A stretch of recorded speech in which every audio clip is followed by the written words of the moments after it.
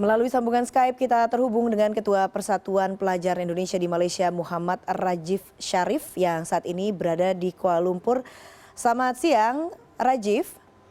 Selamat siang Mbak Eva. Ya, hari ini Malaysia mulai memberlakukan lockdown. Bagaimana situasi di sana? Jadi kalau untuk kondisi Mbak, sebenarnya yang diberlakukan oleh Malaysia sekarang itu mereka sebut dengan perintah kawalan pergerakan. Jadi sebenarnya implementasi kebijakan ini lebih kepada movement control order, bukan totally lockdown yang kita kenal dengan yang dibuat sama negara-negara lain seperti Italia dan China, tapi lebih kepada membatasi gerak-gerik warga negaranya agar senantiasa lebih berhati-hati dan tetap waspada dengan membatasi beberapa kegiatan dan agenda lainnya seperti keluar rumah dan juga membatasi gerak-gerik seperti bekerja di kantor dan lain sebagainya. Artinya dengan pembatasan pergerakan ini, apakah kemudian ada sanksi yang diberlakukan apabila ada yang melanggar kebijakan yang dikeluarkan oleh Perdana Menteri Malaysia ini? Ya, benar sekali Mbak. Jadi kalau untuk sanksi mereka langsung menurunkan undang-undang untuk masalah ini dengan Akta Pencegahan dan Pengawalan Penyakit Berjangkit 1988 dan Akta Polis 1967 yang memang kita sangat diarahkan untuk tetap standby di rumah masing-masing tanpa harus melanggar peraturan yang sudah mereka tetapkan, dan sebaiknya arahan yang dilakukan oleh kerajaan dapat dilaksanakan dan implementasikan dengan baik oleh seluruh masyarakat. Bentuknya ini seperti apa? Apakah artinya ada penutupan selain kemudian tentunya penutupan toko-toko begitu ya? Apakah memang dibarengi dengan kebijakan apa saja misalnya? Bagaimana dengan transportasi publik? Apakah juga ada pembatasan? Iya, sebenarnya yang paling ekstrem di sini adalah bagi kami selaku mahasiswa Indonesia yang tercatat di KBRI itu ada 11.000 mahasiswa lebih di Malaysia, dan saya sebagai ketua umum memang mendapatkan informasi yang sangat variatif. Yang paling signifikan adalah seluruh kegiatan belajar mengajar ditutup dan semua kampus harus diberhentikan. Jadi semua kampus harus diberhentikan agenda belajar mengajarnya. Dan hingga akhir Maret ini sampai tanggal 31 tidak ada aktivitas belajar mengajar dan sebaiknya harus standby di rumah. Untuk transportasi mereka memang tetap melaksanakan karena beberapa institusi penting yang menurut mereka sangat sentral seperti listrik, pertahanan dan juga keperluan-keperluan lain tetap dilaksanakan baik seperti pasar raya atau biasa bisa kita sebut dengan supermarket tetap dibuat seperti biasa. Namun banyak sekali beberapa hal yang tidak dapat dipisahkan seperti misalkan jika sebelumnya kita ke restoran harus dan bisa untuk stay di restoran tersebut, tapi sekarang ini kita dibatasi untuk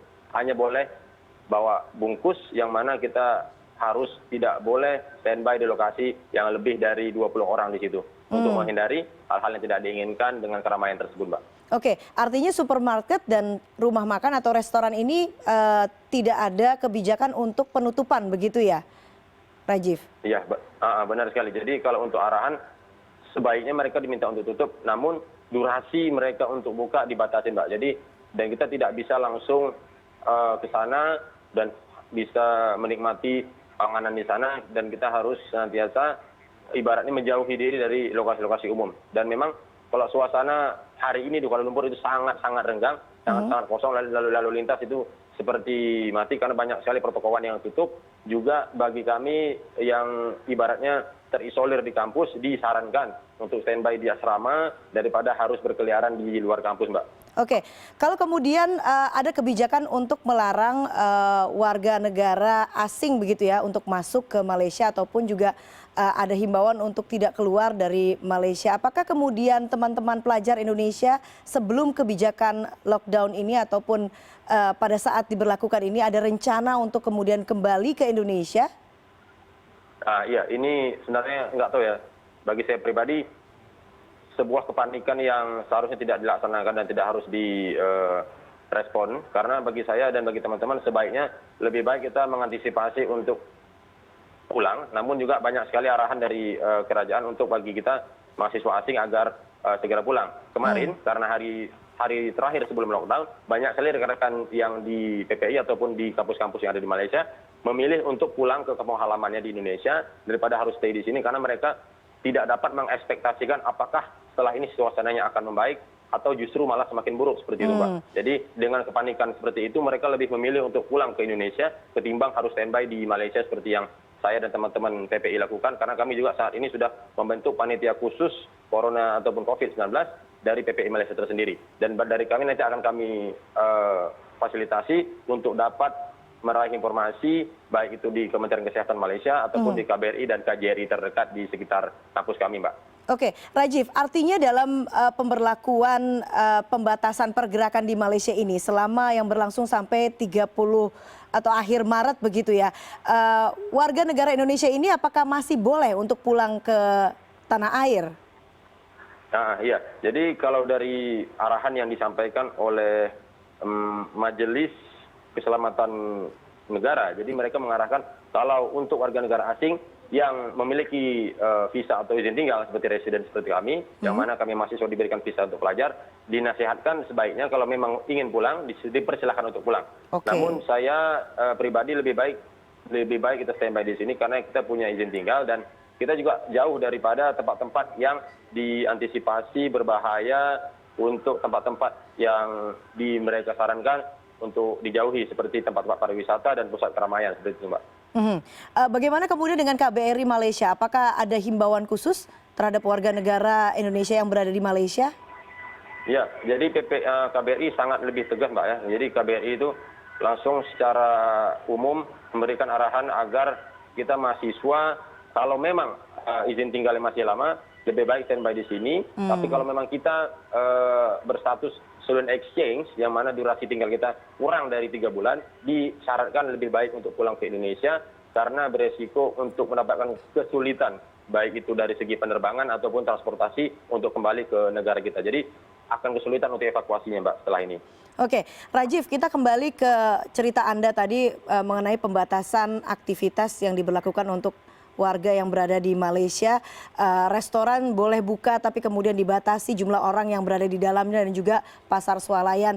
Apakah sebelum diberlakukan pembatasan ataupun lockdown ini versi Malaysia sempat terjadi aksi borong makanan dan bahan pokok kemarin? Iya, ini benar sekali, Mbak. Jadi even bagi kami yang mahasiswa sangat signifikan perubahannya di beberapa tempat perbelanjaan atau pasar raya, biasa di sini disebut, di sana sangat drastis berubahnya permintaan dan ketersediaan panganan ataupun kebutuhan pokok seperti beras, daging, dan bahan-bahan lauk pauk lainnya. Jadi semua rekan-rekan yang baik itu lokal atau internasional, mereka semua menyerbu lokasi-lokasi perbelanjaan yang sebenarnya ini justru lebih merepotkan daripada kita harus di rumah. Karena secara tidak sadar ketika kita standby dan sibuk ke tempat perbelanjaan, kita tidak sadar bahwa barangkali salah satu di antara kita yang ke sana ada yang infected virus sehingga justru memperkeruh suasana seperti itu, Mbak. Nah, bagi kami syaratkan kepada rekan-rekan mahasiswa ataupun masyarakat Indonesia di Malaysia agar sekiranya tidak harus panik dan senantiasa memberikan stok kebutuhan pokok di rumah masing-masing sehingga tidak dapat bersentuhan dan langsung berinteraksi dengan keramaian umum seperti itu, Mbak. Oke, terakhir Rajiv, mungkin Anda sebagai Ketua PPI ada pernyataan ataupun himbauan yang ingin disampaikan kepada rekan-rekan pelajar yang saat ini berada di Malaysia. Apakah kemudian apabila mereka mengalami kebingungan atau apapun mereka bisa mengontak mungkin dari pihak PPI sendiri? Ya, untuk rekan-rekan seluruhnya, baik itu mahasiswa ataupun masyarakat Indonesia, kami PPI Malaysia secara tegas dan secara tanggap memberikan arahan yang mana kami sudah membentuk panitia khusus COVID-19 PPI Malaysia yang langsung diketuai oleh tim kami di Badan Pengurus Harian. Bagi teman-teman yang barangkali sudah tidak mampu ataupun sudah merasa kesehatan yang tidak baik ataupun kesehatan yang menurun, kami sarankan untuk menghubungi hotline kami, baik itu dari PPI Malaysia ataupun langsung menuju ke KBRI dan KJRI terdekat. Kami membuka layanan dan segala macam bentuk informasi dan arahan dari teman-teman jika progres ataupun ada kondisi yang berubah, baik itu dari fisik ataupun di lingkungan teman-teman sekalian. Jadi dari segala macam titik sudah kami berikan arahan, mulai dari Kementerian Kesehatan Malaysia, KBRI Kuala Lumpur, KJRI di setiap wilayah, baik itu di Johor, di Kuching Sarawak, ataupun di Penang di utara. Jadi semua titik sudah kami berikan penanggung jawabnya. Silahkan standby terus di sosial media PPI Malaysia baik itu saya ataupun seluruh rekan-rekan di PPI Malaysia akan standby memberikan bantuan dan informasi secepat mungkin karena pansus ini akan senantiasa bekerja hingga wabah ini selesai. Begitu Mbak Evita. Baiklah, Muhammad Rajif Syarif, Ketua Persatuan Pelajar Indonesia di Malaysia. Terima kasih atas informasinya di CNN Indonesia News Report. Selamat siang.